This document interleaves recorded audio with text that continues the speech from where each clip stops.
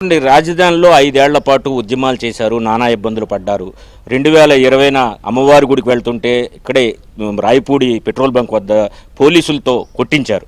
తర్వాత 2020 జనవరి 20వ తారీఖున 3 రాజధానుల బిల్లు అంటే పరిపాలనా వికేంద్రీకరణ పేరుతో 3 రాజధానుల బిల్లు పెట్టినప్పుడు కూడా ఎక్కడికక్కడ ఆటంకాలు కలిగించారు రైతులకి.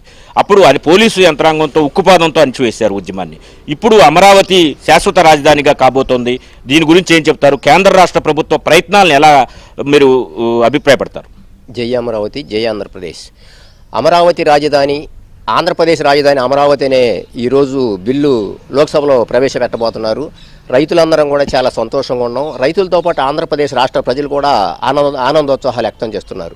మొన్న మార్చి 26వ తారీఖున రాష్ట్ర కేబినెట్ ఆంధ్రప్రదేశ్ రాజధాని అమరావతి అని వాళ్ళు తీర్మానం చేశారు. అదేవిధంగా మార్చి 28వ తారీఖున రాష్ట్ర అసెంబ్లీ ప్రత్యేకంగా సమావేశం ఏర్పాటు చేసి ఈ అమరావతిపై సుదీర్ఘంగా చర్చించి దాదాపు 6 గంటల చర్చించి ఆంధ్రప్రదేశ్ రాజధాని అమరావతి అని చెప్పి రాష్ట్ర అసెంబ్లీలో కూడా తీర్మానం చేసి అదే రోజు కేంద్రానికి పంపించారు. కేంద్ర కేబినెట్ కూడా మరి దాన్ని ఆమోదం తెలిపింది. ఈ రోజున లోక్సభలో ప్రవేశపెట్టబోతున్నారు ఆంధ్రప్రదేశ్ రాజధాని అమరావతి అని. ఈరోజు 12 గంటలకు ప్రవేశపెట్టబోతున్నారు. అక్కడ లోక్సభలో ఆమోదం పొంది రేపు రాజ్యసభలో కూడా ఆమోదం తెలపబోతుంది.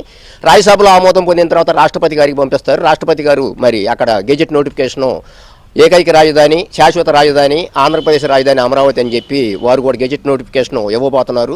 దీనికి సంబంధించి అమరావతికి ఉన్నటువంటి అడ్డంకులు కానీ అవరోధాలు కానీ అన్నీ కూడా ఈ రోజుతో తొలగబోతున్నాయి.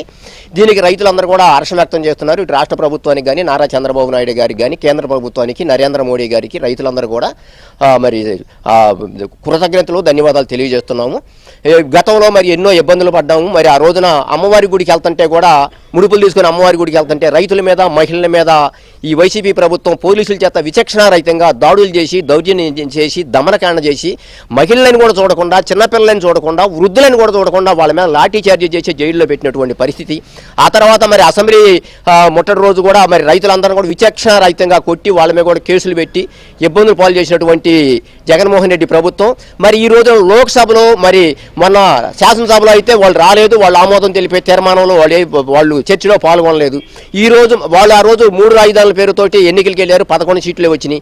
ఈ రోజు లోక్సభలో, రేపు రాజ్యసభలో కనుక వారు ఆమోదం కనుక తెలపకపోతే, బిల్లు కనుక మద్దతు తెలపకపోతే ఆ 11 సీట్లు కూడా రావు. రాబోయే రోజుల్లో అధోపాతాళానికి వెళ్ళబోతున్నారు. ఈ వైసీపీ పార్టీని ఈ రాష్ట్ర ప్రజలందరూ కూడా బంగాళాఖాతంలో కలపబోతున్నారు. అమ్మ, ఈ బిల్లు ఆమోదం తెలపడం వల్ల అమరావతికి వచ్చే లాభం ఏంటి? పరిశ్రమలు ఇప్పుడు కొంచెం రావాలంటే భయపడుతున్నాయి. ఇప్పుడు ఈ బిల్లు ఆమోదం పొందాక, శాశ్వత రాజధానికి అమరావతి వచ్చాక ఎటువంటి లబ్ధి లభించనుందంట? జై అమరావతి, జై ఆంధ్రప్రదేశ్ అండి. ఈ రోజు లోక్సభలో బిల్లు రాష్ట్రం నుంచి ఆమోదంతో వెళ్ళింది తీర్మానం ద్వారా. అక్కడ 12 గంటలకు బిల్లు ప్రవేశపెట్టబోతున్నారు. ఈ రోజు మేము ఎంతో ఆనందంగా ఉన్నాం. అక్కడ బిల్లు ప్రవేశపెట్టడంతో విభజన చట్టం ద్వారా అయితే ఇక్కడ ఆంధ్రప్రదేశ్ రాజధాని ఏర్పాటు 10 సంవత్సరాలు ఉమ్మడి హైదరాబాద్ తర్వాత స్వతంత్రంగా రాజధాని ఏర్పాటుకి అమరావతి ఈ 10 సంవత్సరాల నుంచి అమరావతి రాజధానిగా పేర్కొనబడింది. దానికి ఈరోజు చట్టబద్ధత రాబోతుంది. ఇప్పుడు ఈ చట్టబద్ధత ద్వారా గత 5 సంవత్సరాల్లో పరిపాలించిన సైకో పాలన నుండి విముక్తి, నిజమైన విముక్తి ఇప్పుడు వస్తుంది. ఎందుకంటే కూటమి ప్రభుత్వం అధికారంలోకి వచ్చినా వాళ్ళ చెడు ప్రభావం, చెడు నీడ, రాక్షస క్రీడ యొక్క నీడ ఇంకా కొనసాగుతుంది. ఎందుకంటే వాళ్ళు పదవి నుంచి దూరమైన 11 సీట్లు పొందినా వాళ్ళ మాటల యొక్క ప్రభావం ఇక్కడ పెట్టుబడిదారుల మీద, పారిశ్రామికవేత్తల మీద, యావత్ ఆంధ్రప్రదేశ్ ప్రజలందరి మీద కూడా ఇంకా భవిష్యత్తులో వీళ్ళే వస్తారేమో, వచ్చి మళ్ళీ మేము 3 రాజధానులు చేస్తాం, ఇక్కడ 1,00,000 కోట్లు పెట్టుబడి పెడుతున్నారు అని దుష్ప్రచారం చేస్తూనే ఉన్నారు. ఈ యొక్క జీవో ద్వారా వచ్చే పెట్టుబడిదారులకి ఎలాంటి భయం, ఆందోళన, సందేహాలు లేకుండా నిర్భయంగా వచ్చి ఇక్కడ పెట్టుబడులు పెడతారు. వాటి ద్వారా రాష్ట్రం ముందడుగులోకి వెళ్తుంది. ఇక్కడ యువతకి మంచి ఉపాధి సౌకర్యాలు పొందుతారు. ఎప్పటికీ వైసీపీ నిమిషానికి ఒక స్టాండ్ పేర్కొంటూ అమరావతిని విచ్ఛిన్నం చేయాలని చూస్తున్నారు. మొదట ఒకే అమరావతి రాజధాని ఇష్టం అని పేర్కొన్నారు. తర్వాత 3 రాజధానులు అన్నారు. తర్వాత ఇక్కడ ఇష్టం ఉండొచ్చు అని ఒక నాయకుడు మాట్లాడుతున్నాడు. అమరావతి అంటే మాకు ఇష్టమేని అంటున్నారు.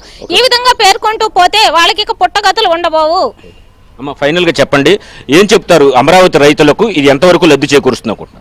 జై అమరావతి, జై ఆంధ్రప్రదేశ్.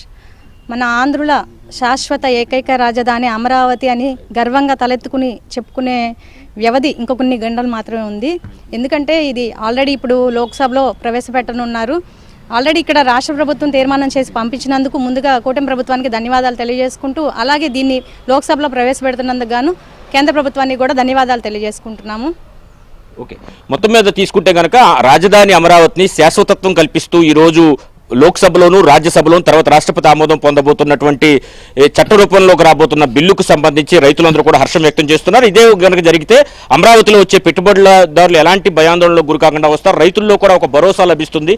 కాబట్టి రేపు ప్రభుత్వాలు మారినా, రాజులు మారినా, రాజ్యాలు మారినా రాజధానులు మారు అనేది ఈ రోజు చేసే చట్టం ద్వారా స్పష్టమవుతుందని రైతులందరూ కూడా చెబుతున్న పరిస్థితి అయితే ఉంది. Right, thank you Satya, thanks for the updates.